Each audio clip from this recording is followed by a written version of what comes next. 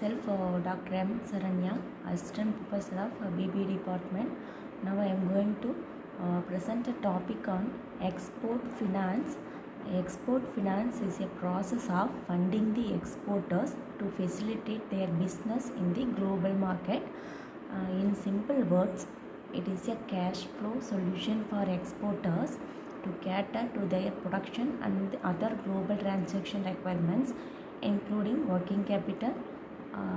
International businessmen required export finance when they want to assure the affordability of the production of goods, along with an assurance of getting paid on time while sending goods to another company. Next, we are going to see about types of export finance. First one is pre-shipment finance. This type of export finance is provided to the exporters for the purchase of raw materials and processing them into finished products.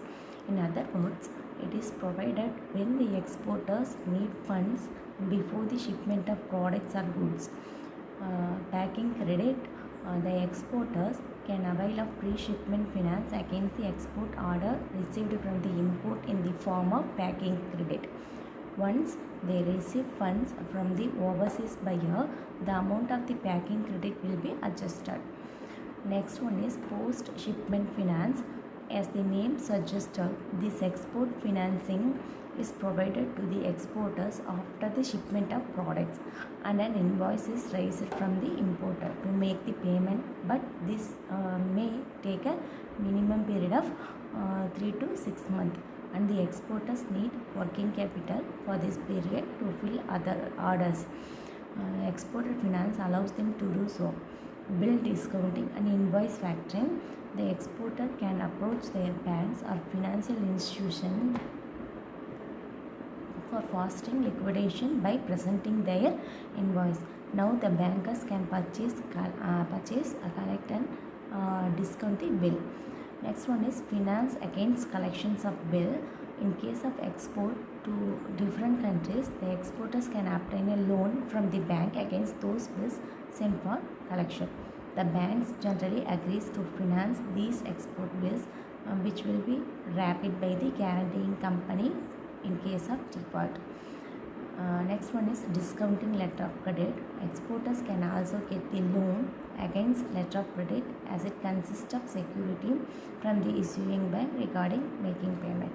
Next one is finance against allowances and subsidies. Government provides subsidies to the exporter to enable them to sell the goods at a reduced price to importers.